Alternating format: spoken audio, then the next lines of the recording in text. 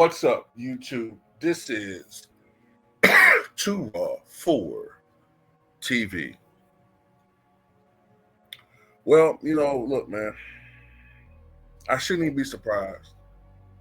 I shouldn't be surprised, but yet every time I just lose more and more faith in this country. The system that is set up to oppress people that look like me and you, and let people that look like Vince McMahon get away with any and everything continues.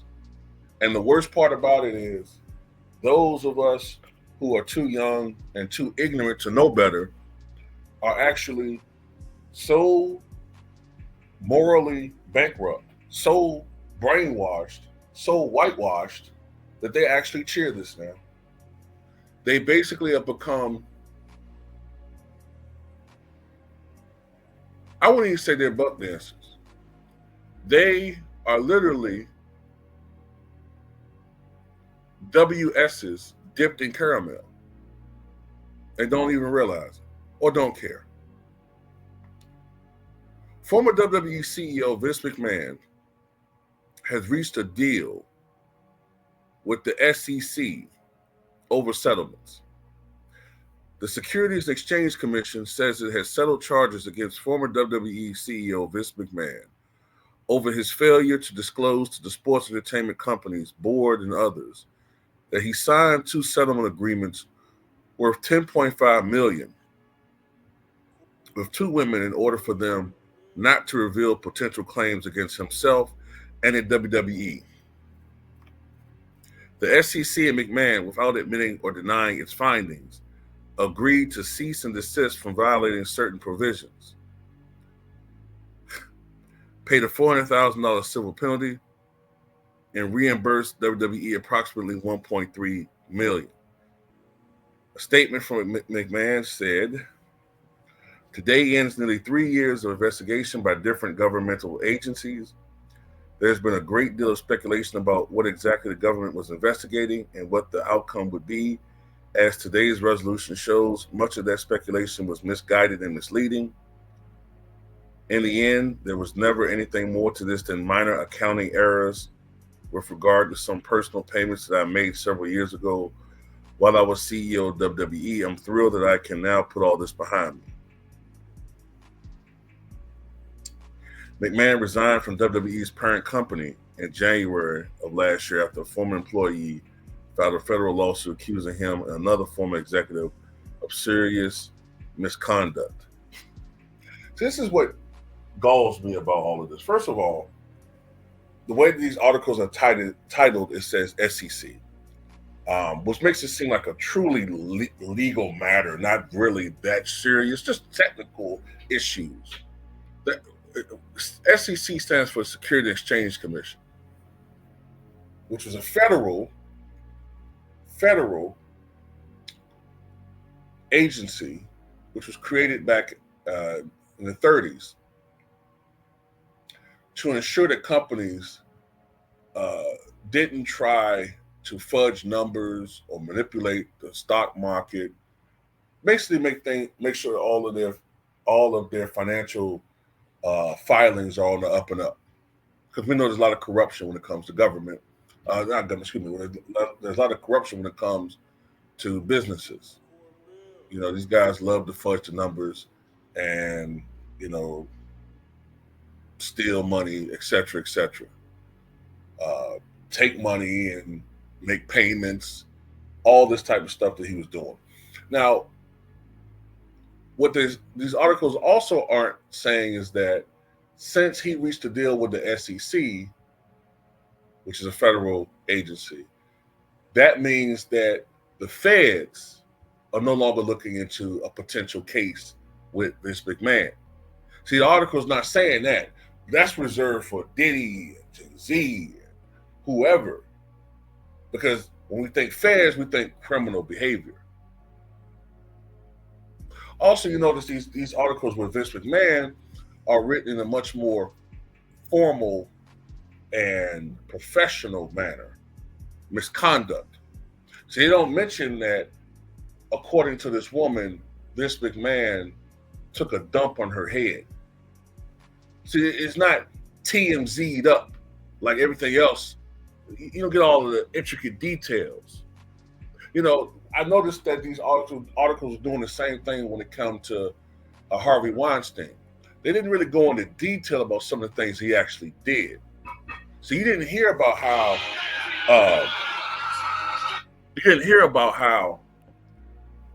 he went into her apartment and raped her savagely. Annabella Sciorra, the actress that played in Jungle Fever, was Gloria, I think it was her name, in The Sopranos, her.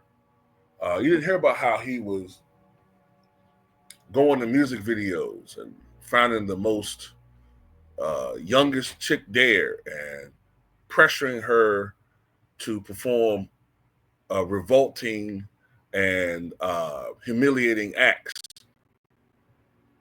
Oftentimes not fulfilling his side of the bargain, which was to give her a leg up in the business.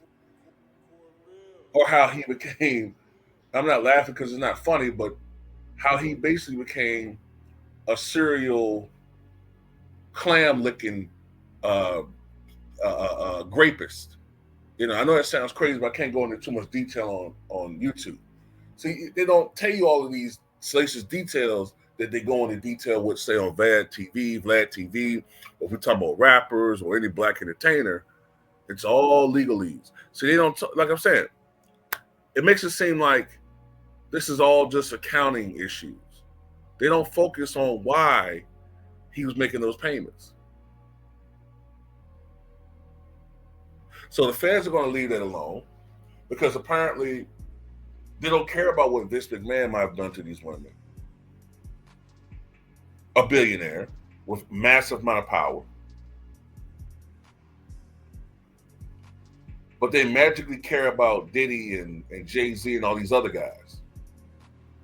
They care about them and what they may have done. But not Vince McMahon, who has been making payments and has had accusations against him going back to the 80s. But nobody cares. But, you know, like I said,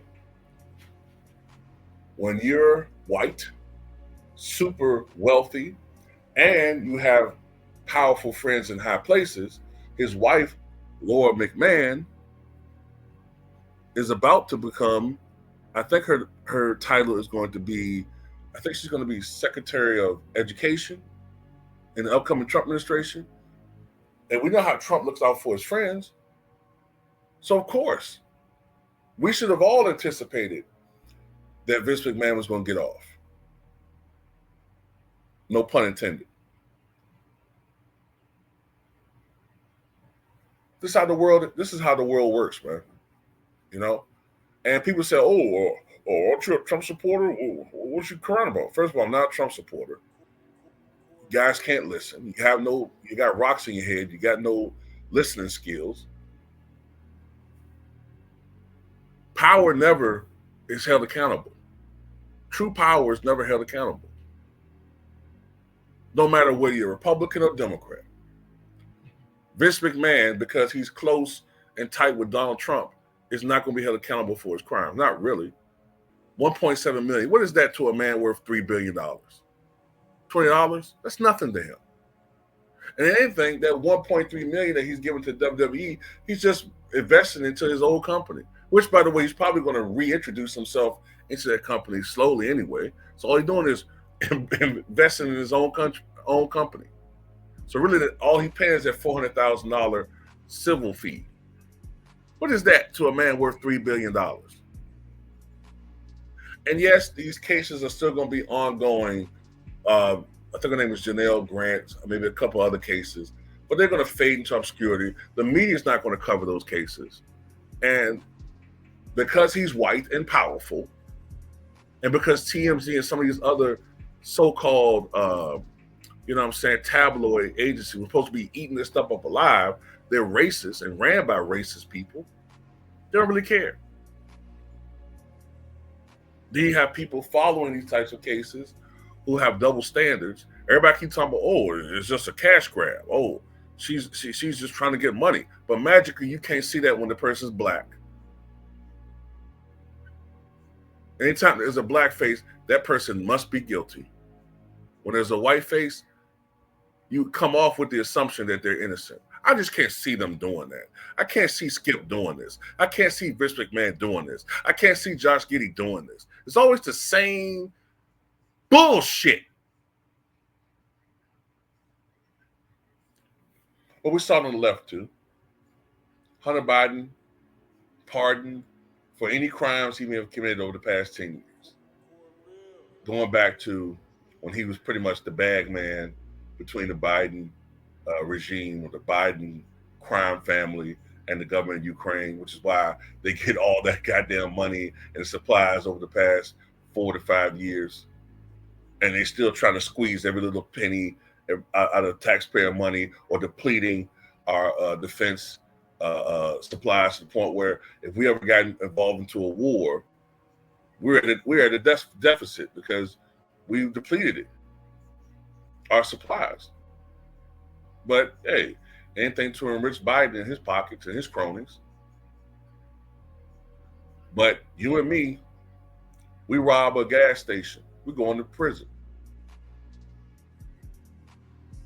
You know, have they ever still found out whose bag of cocaine that was in the White House? Because you know, the funny that they can find out anything and everything. Everybody. They found Luigi ass within 4 or 5 days, but somehow they can't determine whose cocaine that was. Get out of here. They know who it was. They just don't want to put it out there. So look, I'm like this, man. I'm gonna talk this on my Patreon probably tomorrow or something. Maybe later on today, I guess. But I'm sorry. I don't care about the Jay-Z and Diddy stuff. I don't care anymore. I don't care what they were accused of, what they was found guilty of. That makes it wrong on my part. I don't give a damn, man. I don't care. I don't care anymore. Because I'm tired of one set of rules for certain people, and then other people, when they're accused of something similar, they get off. Or you have a million excuses given as to their behavior. You know, only one group is held accountable. Only one group are the accusations promulgated to the masses to the point where it's oversaturation. Diddy cannot get a fair trial. There are all these documentaries that are operating on the assumption or presumption that he's totally guilty. He's been totally demonized. He couldn't get a fair trial.